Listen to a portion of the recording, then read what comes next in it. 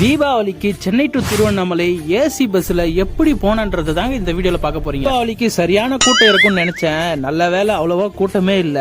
Long லீவ்ன்றதுனால எல்லாருமே முன்னே போயிட்டாங்க. நிறைய ஸ்பெஷல் பஸ்லாம் கூட விட்டுருந்தாங்க. பாத்தீங்கன்னா எல்லாமே ஓரளவு காலியா தான் இருந்துச்சு. எல்லா டைமுமே நார்மல் பஸ்ல போறமே இந்த தடவை வந்து இந்த ஏசி பஸ்ல ட்ரை பண்ணலான்னு சொல்லிட்டு ட்ரை பண்ணியிருந்தோம். பஸ்ஸும் பாத்தீங்கன்னா ஓரளவு நீட் அண்ட் கிளீனா தான் மெயின்டைன் பண்ணியிருந்தாங்க.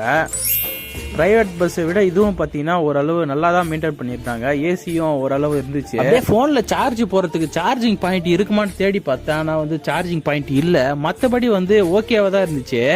நார்மல் பஸ்ஸுக்கும் இந்த பஸ்ஸுக்கும் பார்த்தீங்கன்னா வெறும் 25 rupees தாங்க டிஃப்ரெண்ட். நான் கூட அதிகமாக இருக்கும்னு நினச்சேன். பட் ஆனால் ஓகே தான். யாரெல்லாம் இந்த மாதிரியான பஸ்ஸில் போயிருக்கீங்களோ மறக்காமல் ஒரு லைக்கை போட்டுட்டு இந்த மாதிரியான வீடியோ பார்க்க மறக்காமல் ஃபாலோ வந்து சப்ஸ்கிரைப் பண்ணுறேங்க. Thank you so much. Bye. Next வீடியோவில் பார்ப்போம்.